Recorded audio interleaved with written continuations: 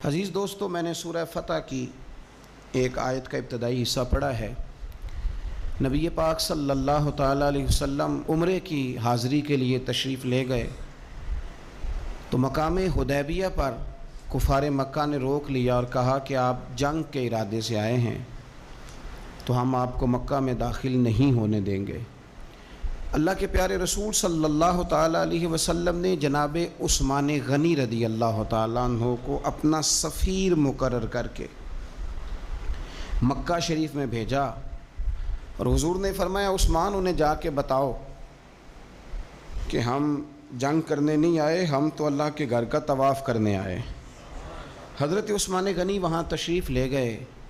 کفار مکہ نے جناب عثمان غنی کو روک لیا اور سب سے پہلی بات تو یہ کی کہ آپ اگر طواف کرنا چاہیں تو کر لیں، صحیح کرنا چاہیں تو کر لیں، عمرہ مکمل کر لیں، لیکن ہم نبی پاک صلی اللہ علیہ وسلم کو نہیں کرنے دیں گے۔ تو حضرت عثمان غنی کہنے لگے تم کیا سمجھتے ہو میں مدینے والے رسول کے بغیر عمرہ کر لوں گا؟ میں اسی دن کروں گا جس دن میرے نبی پاک صلی اللہ علیہ وسلم کریں گے۔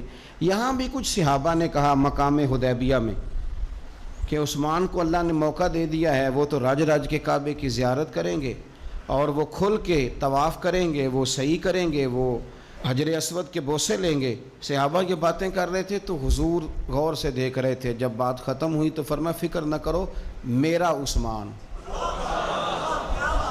میں فکر نہ کرو میرا عثمان میرے بغیر طواف نہیں کرے گا۔ ہاں مجھے کیا غرض تھی نماز تھے، مجھے کیا خبر تھی سجود کی، یہ تو تیرے نقش پا کی تلاش تھی جو جھکا رہا میں نماز میں۔ اور اقبال کہنے لگے اذاں تو ازل سے تیرے عشق کا ترانہ بنی، اور نماز تو اس کے نظارے کا ایک بہانہ بنی۔ وہاں سے خبر موصول ہو گئی کہ حضرت عثمان غنی کو شہید کر دیا گیا۔ اگرچہ نبی پاک صلی اللہ علیہ وسلم کے علم میں تھا کہ عثمان کو شہید نہیں کیا گیا، لیکن جب خبر آئی تو صحابہ میں جوش پیدا ہو گیا، ہم جہاد کریں گے، ہم ان سے لڑیں گے، بدلہ لیں گے۔ جو اچھا لیڈر ہوتا ہے وہ قوم کے جذبات ٹھنڈے نہیں کرتا بلکہ جذبات کو صحیح رستہ دکھاتا ہے۔ وہ جب صحابہ میں جوش پیدا ہوا نا کہ عثمان غنی کا بدلہ لینا ہے تو نبی پاک صلی اللہ علیہ وسلم نے ایک درخت کے نیچے سب کو بلایا، فرمایا میرے ہاتھ پہ بیعت کرو کہ تم جہاد کرو گے اور جہاد میں ثابت قدم رہو گے، میرے ہاتھ پہ بیعت کرو۔ اب سب لوگ آئے کہ ہم جہاد کریں گے، ثابت قدم رہیں گے، عثمان کا بدلہ بھی لیں گے۔ وہ بیعت تھی کہ کیا نرالا رنگ تھا، اور حضور کو پتہ تھا، وہ بھلا کس دلیل سے پتہ تھا؟ جب سے اب صحابہ بیعت کر چکے نا، اب جو آدمی شہید ہو جائے اس کی تو بیعت نہیں نہ ہوتی، لیکن نبی کریم نے اپنا دست مبارک کھڑا کیا، فرمایا بھی یہ میرا ہاتھ ہے اور یہ میرے عثمان کا ہاتھ ہے، اور یوں ہاتھ پہ ہاتھ رکھ کے فرمایا لو میں عثمان غنی کی بھی بیعت کرتا ہوں، عثمان غنی کی بھی بیعت کرتا ہوں۔ اب وہ صحابہ کے اندر جذبہ، وہ شوق، وہ حضرت عثمان کے لیے پیار، وہ جہاد کے لیے تڑپ اللہ تعالیٰ نے بیان کیا۔ کیا انداز ہے! فرمایا لقد رضی اللہ عن المؤمنین اذ یبایعونک تحت الشجرہ، محبوب بے شک اللہ ان مومنوں سے راضی ہو گیا ہے جو درخت کے نیچے بیٹھ کر آپ کی بیعت کر رہے تھے۔ اللہ ان اہل ایمان سے راضی ہے۔ میرے نبی پاک علیہ السلام نے فرمایا جن جن نے وہاں بیٹھ کر میرے ہاتھ پہ بیعت کی تھی، اس آیت کے بعد اللہ نے وعدہ کر لیا ان میں سے کوئی بھی دوزخ میں نہیں جائے گا، سارے جنتی ہو گئے۔ سن لو بات، اس کو اچھی طرح سمجھ لو، اچھی طرح۔ یہ قرآن مجید ہے، یہ خاص نقطہ ہے، اس کو اپنے دل میں جگہ دینا۔ انہوں نے جہاد کیا نہیں، جہاد پر بیعت کی، وہ لڑنے گئے نہیں، لڑنے کا پختہ ارادہ کیا، ابھی کفر کے مقابلے میں کھڑے نہیں ہوئے تو اللہ تعالیٰ نے جنتی قرار دے دیا۔ میں کہا کرتا ہوں کہ چلو جہاد جب آئے گا تب تو دیکھی جائے گی، ارادے تو کرو نا۔ رب تو ارادوں پر ہی جنت کے وعدے فرما دیتا ہے، ارادوں پر ہی۔ ہماری نیتیں ہی نہیں بنتی، ہمارا پروگرام ہی نہیں بنتا، ہمارا کوئی ایسا ذہن ہی نہیں بنتا۔ تو حضرت عثمان غنی کا یہ مرتبہ ہے کہ ان کے تعلق سے اگر میٹنگ بھی بیٹھے، بیعت بھی ہو تو اللہ تو ان بندوں سے بھی راضی ہو جاتا ہے جو ان کے لیے اکٹھے ہوتے۔ حضرت عثمان غنی میرے نبی پاک علیہ السلام کے صحابہ میں جید ترین آدمی، اور یہ حضور کے داماد ہیں۔ نبی پاک کی 4 بیٹیاں ہیں، اور یہ بات قرآن پاک سے ثابت ہے، کل ازواجک و بنات، اے محبوب اپنی بیویوں سے بھی کہہ دو اور بیٹیوں سے بھی کہہ دو اللہ نے قرآن میں بیٹی نہیں کہا، بنات کہا. سورہ احزاب دیکھ لیجئے گا. اپنی بیویوں سے کہہ دو اور اپنی، تو بیٹیاں جو ہوتی ہیں وہ ایک ہوتی ہے. لوگ عمروں کا حساب لگاتے پھرتے ہیں، عمروں کا، اتنی عمر میں شادی ہو تو ہے. او خدا کے بندے، تو کس چکر میں پڑ گیا ہے؟ جب رسول کریم صلی اللہ تعالیٰ علیہ وسلم کو رب کہہ رہے اپنی بیٹیوں سے کہہ دو. حضور کی 4 بیٹیاں، حضرت زینب حضور کی بڑی صاحبزادی ہیں، ان کی بڑی بیٹی حضرت امامہ بنت زینب صحیح بخاری میں موجود ہے. نبی پاک اپنی نواسی سے بڑا پیار کرتے تھے. حضور نکلنے لگتے نماز کے لیے تو بچی ضد کرتی، نانا میں نے نہیں جانے دینا. بڑا سیانہ بندہ بھی ہو تو چھوٹے بچوں سے ڈرتا ہے، چھپ کے باہر نکلنا پڑتا ہے، بچے نہیں نکلنے دیتے. حالانکہ بندہ کسی سے نہیں ڈر رہا، سمجھدار ہے، پر وہ کہتا ہے اسے ذرا سائیڈ پہ کر. پیار ہوتا ہے نا جی، دل نہیں. حضرت زینب کہتی ہیں کہ میری بیٹی ضد کرنے لگی، حضور نماز کے لیے جا رہے تھے، نانا کے ساتھ جانا ہے. میں نے بچی کو زبردستی پکڑا، میں نے کہا بیٹھ جاؤ. حضور آپ جائیں. بچی رونے لگی تو حضور واپس آ گئے. تو کہتا ہے حضور کی ہمیں باقی نواسیاں نہیں ملتے، بخاری میں پڑھ ہیں باقی کے بھی. نبی پاک واپس آ گئے اور فرمایا نہ زینب رلا دے مجھے، میں ساتھ ہی لے جاتا ہوں. ابا جان آپ نماز پڑھیں گے، بچی سنبھالیں گے؟ فرمایا دونوں کام ہی کر لوں گا. حضور لے آئے جناب امامہ کو، اللہ اکبر کہہ کے نیت باندھی تو یہاں نواسی کو اٹھایا ہوا ہے. گویا نماز بھی ہو رہی ہے اور نواسی کی دل جوئی بھی ہو رہی ہے. امامہ بنت زینب کو حضور نے اٹھایا ہوا ہے. اللہ کے رسول رکوع میں گئے تو بچی کو کھڑا کر، شہزادی حضور کی زلفوں سے کھیلتی رہی. سجدے میں گئے تو زلفوں سے کھیلتی رہی. حضور پھر اٹھے تو بچی کو پھر اٹھا لیا. تو میرے رسول پاک کی 4 بیٹیاں. میں نے قصداً آج کچھ ایسی روایات آپ کے سامنے رکھنی ہے جس میں صرف حضرت عثمان غنی کی شان نہ ہو، جناب رقیہ کا بھی ذکر ہو. حضور نے حضرت رقیہ رسول پاک صلی اللہ علیہ وسلم کی دوسری صاحبزادی، سب سے بڑی جناب زینب ہے، دوسری رقیہ ہے، ان کا نکاح حضرت عثمان غنی کے ساتھ فرمایا. اور حضرت عبداللہ بن حزم فرمایا کرتے تھے سارے صحابہ ہی سونے تھے، پر صحابہ میں جو سب سے سونے تھے وہ حضرت عثمان غنی تھے. اونچا لمبا قد تھا، گھنی داڑھی تھی، حسن تھا، جمال تھا، اور شرمیلے تھے حضرت عثمان غنی، حیا والے تھے. حضرت اسامہ بن زید رضی اللہ تعالیٰ عنہ فرمانے لگے، یہ طبرانی کی حدیث ہے، حضرت اسامہ بن زید کہتے ہیں گھر میں نا سالن پکا نبی پاک صلی اللہ علیہ وسلم، حضور نے سالن کھایا تو بڑا مزیدار لگا. یہ بھی دل کا انوکھا سودا ہے کہ جب کچھ چیز اچھی لگے تو پھر اپنے یاد آتے. آپ یقین کریں پھر بندہ کہتا ہے تھوڑی پیک بھی کرا لوں بچوں کے لیے، اپنے یاد آتے ہیں. حضرت اسامہ بن زید کہتے ہیں سالن بڑا عمدہ تھا، گوشت پکا تھا، حضور نے تھوڑا سا برتن میں ڈالا، فرمایا جا میری بیٹی رقیہ کو دے آ. جناب اسامہ بن زید رضی اللہ تعالیٰ عنہ فرماتے ہیں کہ تو میں چھوٹا تھا، دوسرا بھی پردے کی آیتیں بھی نازل نہیں ہوئی تھیں، ایک دوسرے کے گھروں میں بلا روک ٹوک لوگ آیا جایا کرتے تھے. آپ فرماتے ہیں وہ سالن کا برتن لے کے جب میں پہنچا نا حضرت عثمان غنی کے گھر، دونوں میاں بیوی ایک چارپائی پہ بیٹھے تھے. فرماتے ہیں میں نے بھی دنیا دیکھی پر اتنا سونا جوڑا میں نے بھی کبھی نہیں دیکھا. آپ فرماتے ہیں کبھی میں سیدہ رقیہ کی جانب دیکھتا، کبھی حضرت عثمان غنی، اور مجھے بھول ہی گیا میں کس کام آیا ہوں، مجھے بھول گیا، میں محو ہو گیا. کہتے ہیں کہ وہ حضور کے داماد اور شہزادی کو دیکھ کے میری نظریں ہٹتی ہی نہیں. کہتے ہیں جب میں دیر تک دیکھتا رہا تو عثمان غنی مسکرائے، فرمانے لگے اسامہ کدھر آئے تھے یار؟ تو جیسے بندے کی آنکھ کھل جاتی ہے. میں نے کہا جی میں سالن دینے آیا تھا. کہتے ہیں میں نے پیش کیا. جب میں واپس گیا سارے رستے پروگرام بناتا گیا کہ عرض کروں گا یا رسول اللہ، یہ چاؤ ہوتا ہے نا، یہ چاؤ ہوتا ہے. گاؤں میں کسی کی بارات آتی ہے تو پرانی عورتیں جو ہوتی تھیں وہ دولہا دیکھ کے کہتی تھی اللہ نے بڑی سونی جوڑی ملا دی. کیا بات، یہ ایک چاؤ ہوتا ہے، شوق ہوتا ہے. حضرت سیدنا اسامہ بن زید فرماتے ہیں میں سارے رستے پروگرام بناتا گیا کہ عرض کروں گا حضور کمال ہے، کیا اللہ نے آپ کی شہزادی کو اور آپ کے داماد کو نوازا ہے، کمال ہے.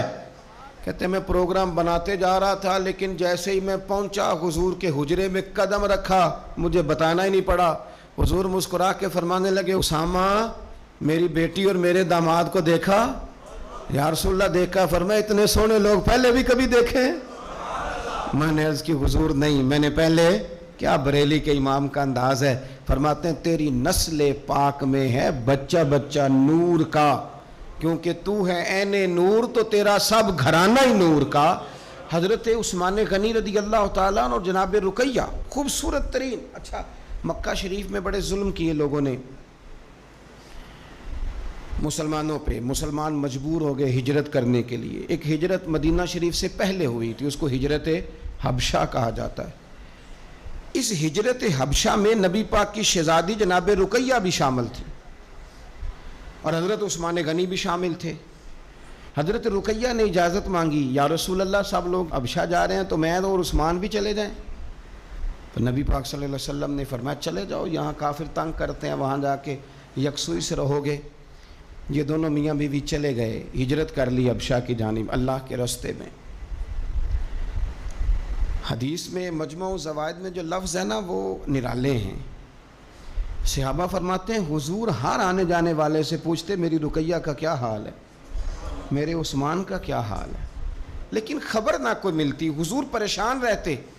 صحابہ فرماتے ہیں ایک عورت ایک دن آئی تو نبی پاک علیہ السلام نے اس سے بھی فوراً پوچھا بتاؤ نا میرے عثمان اور رقیہ کا کیا حال ہے, ملی ہو؟ کہنے لگی یا رسول اللہ میں مل کے آئی ہوں. عثمان کو تو اللہ نے شان ہی بڑی دی ہے, وہ مٹی کو بھی ہاتھ لگاتا ہے تو رب اسے سونا بنا دیتا ہے. وہ تو کمال ہو گئی. اللہ کے حبیب وہ بڑے سکون میں ہیں, سکھی ہیں. اب حضور نے بیان کیا مجموع الزوائد میں اور تاریخ الخلفاء میں امام سیوطی علیہ رحمہ نے اس کو لکھا. اب یہاں نبی پاک علیہ السلام فرمانے لگے, حضور فرمانے لگے اللہ کے نبی حضرت لوط علیہ السلام وہ تھے جنہوں نے اپنی بیوی کے ساتھ اللہ کے راستے میں ہجرت کی تھی. حضرت لوط علیہ السلام. ہجرت بہت بڑا مقام ہے اگر کوئی دین کے لیے کرے, لیکن صحابہ نے ہجرت کی تو اکیلے اکیلے. حضرت ابو بکر بھی ہجرت کر کے گئے تو اکیلے, حضرت عمر بھی گئے تو اکیلے. لیکن حضور فرمانے لگے انبیاء میں سے حضرت لوط علیہ السلام نے ہجرت کی تھی اپنی بیوی کے ساتھ. چونکہ گھر والوں کو لے کے ہجرت کرنا مشکل ہوتا ہے, جو کام مشکل ہو اس پہ اجر بھی زیادہ ملتا ہے. حضرت لوط نے ہجرت کی تھی اپنی بیوی کو لے کے.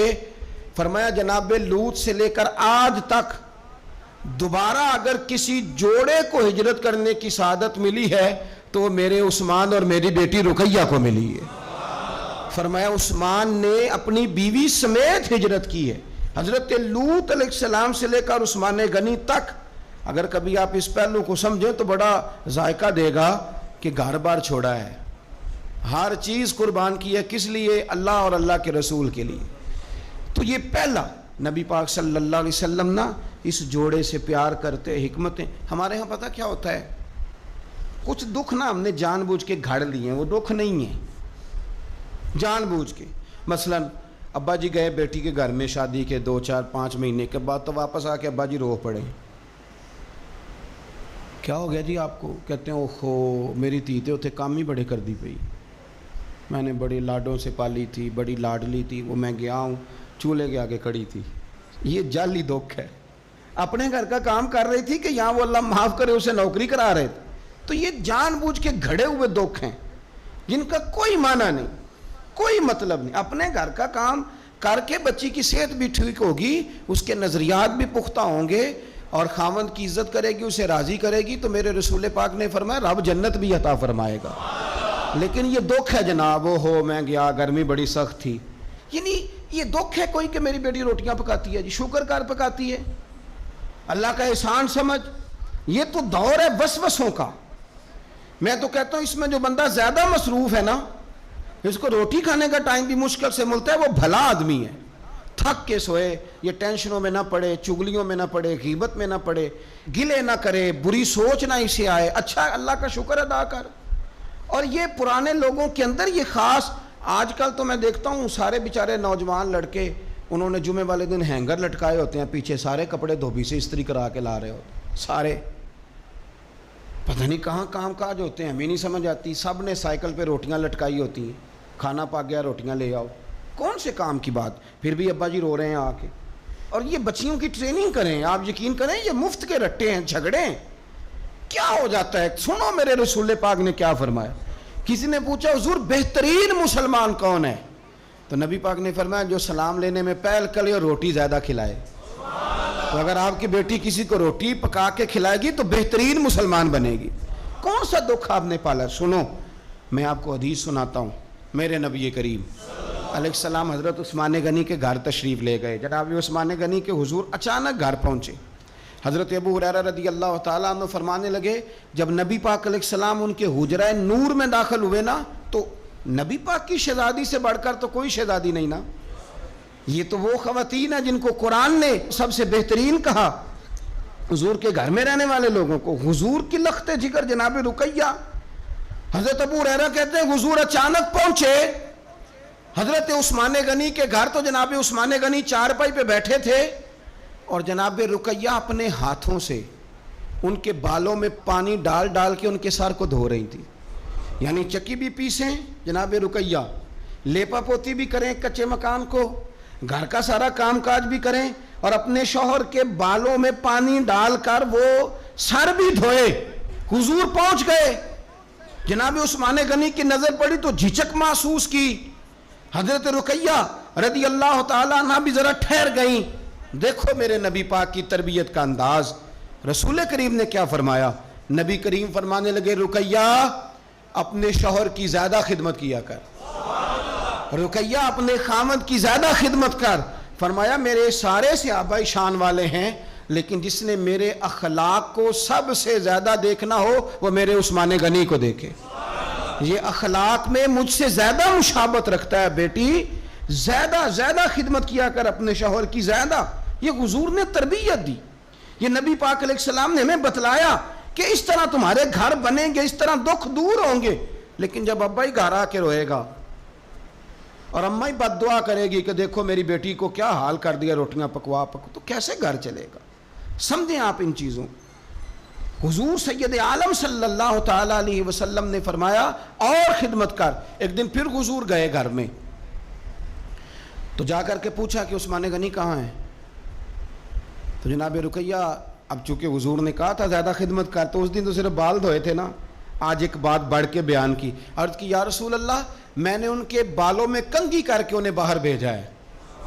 آپ ذرا انداز دیکھیے شہزادی کے بات کرنے کا. حضور میں نے بالوں میں کنگھی کر کے بھیجا ہے. حضور مسکرائے فرمایا رقیہ میں عثمان سے بھی راضی ہوں, پتر تجھ سے بھی بڑا ہی راضی ہوں, میں تم دونوں سے بڑا راضی ہوں. آپ دین اسلام کے اس خوبصورت ترین مزاج کو سمجھیں کہ میرے نبی کریم صلی اللہ تعالیٰ علیہ وآلہ وسلم نے ارشاد فرمایا کہ میں تم دونوں سے راضی ہوں.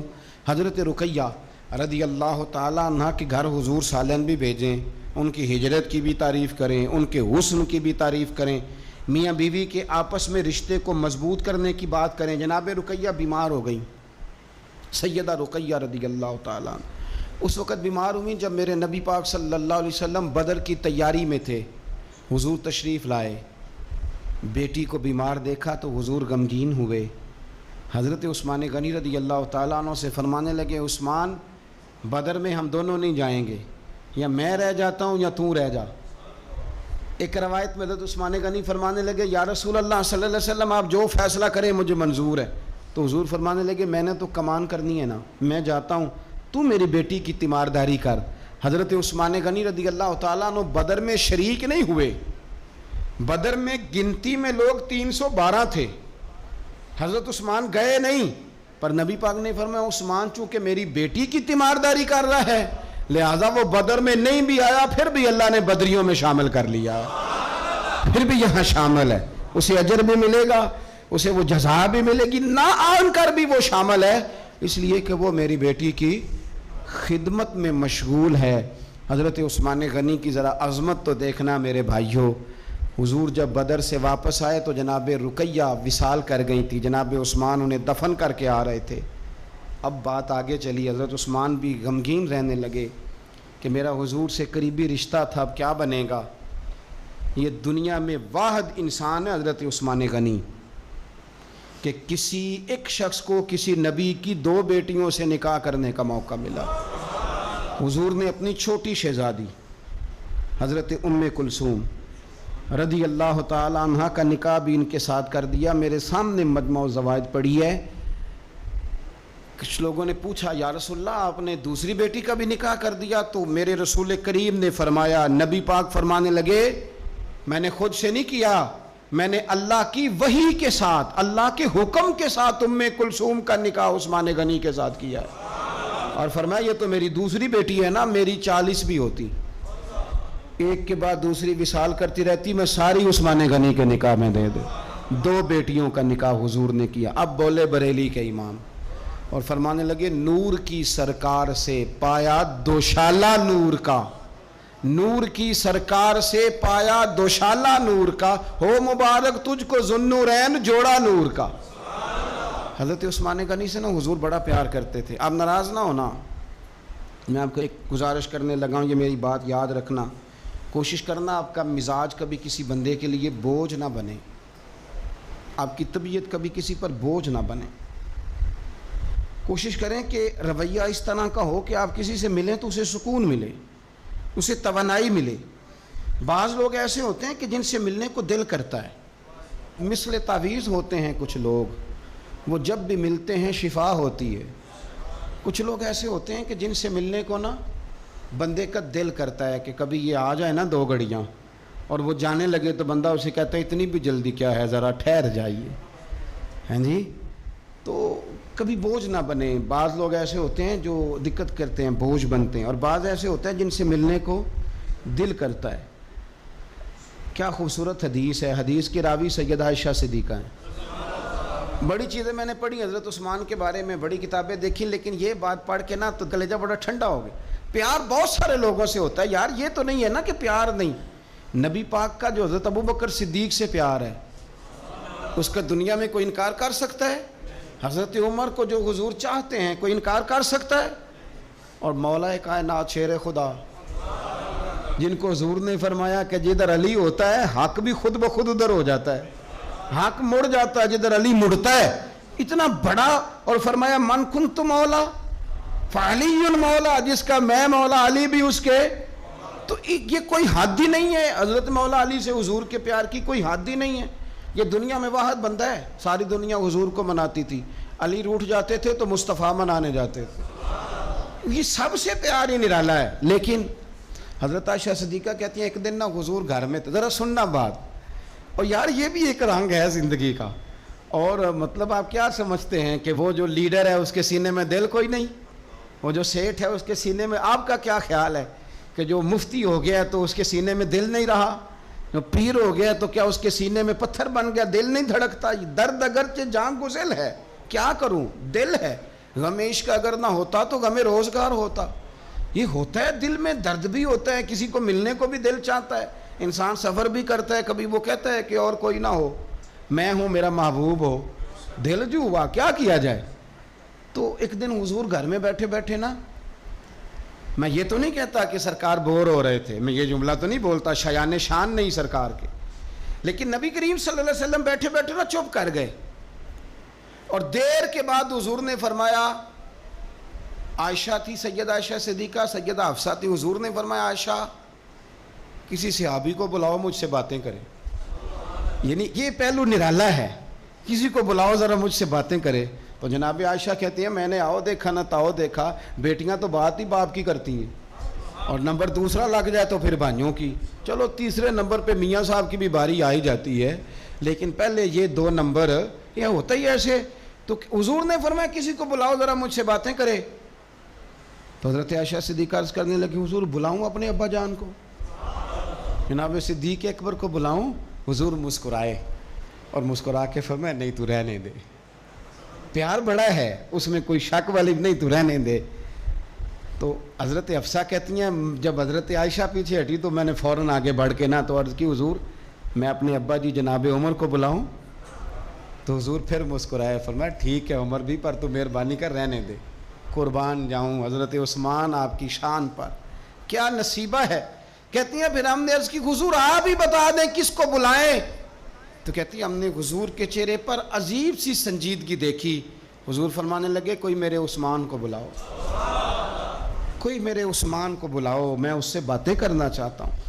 کہتی ہیں پیغام چلا گیا، عثمان آ گئے، پردہ گر گیا، بیویاں اندر چلی گئیں، حضور نے پہلو میں بٹھا لیا، میرے نبی نے ماتھا بھی چوما، حضور نے پیار بھی کیا، اور فرمایا عثمان اس دن ثابت قدم رہنا جس دن لوگ تمہیں شہید کریں گے، عثمان اس دن ثابت قدم رہنا جس دن فتنے اٹھیں گے، اس دن ثابت قدم رہنا جب لوگ تیری قمیض اتارنا چاہیں گے جو اللہ نے تجھے پہنائی ہوگی، فرمایا اس دن ثابت قدم رہنا۔ حضرت سیدنا عثمان غنی نے آنکھ اٹھائی، ہلکے سے آنسو چمکے، عرض کی حضور آپ دعا کر دینا، اللہ عثمان کی مدد فرما دے گا۔ دعا حضرت عثمان غنی کو تو حضور بلا کے نا کہ یار اس کیفیت کو سمجھو، اتنا میٹھا بندہ۔ حضرت عثمان غنی بالکل نرم مزاج آدمی تھے، ٹھنڈی طبیعت کے تھے، لیکن حضرت عائشہ کہتی ہیں حضور لیٹے ہوئے تھے تو ذرا پنڈلی سے نا تامت مبارک کٹی ہوئی تھی، یہ بخاری مسلم ہے۔ حضرت ابو بکر آئے تو حضور لیٹے رہے، بات چیت ہوتی رہی، جناب عمر آئے لیٹے رہے، بات ہوتی رہی، کسی نے کہا حضور عثمان آ گئے، حضور اٹھے، تامت سیدھی کی، اٹھ کے، حالانکہ بندہ نرم مزاج ہے سب سے، رسول کریم نے تامت مبارک کو سیدھا کیا، لوگ بیٹھے رہے، باتیں ہوئی، چلے گئے۔ سیدہ عائشہ صدیقہ کہتی میں نے کہا یا رسول اللہ میرے ابا جی بھی آئے، آپ لیٹے رہے، عمر بھی آئے، آپ عثمان کے آنے پر تو نے بڑا اہتمام کیا۔ تو حضور فرمانے لگے عائشہ اس سے حیا نہ کرو جس کی فرشتے بھی حیا کرتے ہیں۔ اللہ کرے آپ کو سمجھ آئے، میں بات ختم کرنے لگا ہوں، یہ حدیث پڑھنی ضروری ہو گئی تھی۔ اور اس کی حیا نہ کرو جس کی فرشتے حیا کریں، جس کی مصطفیٰ حیا کریں۔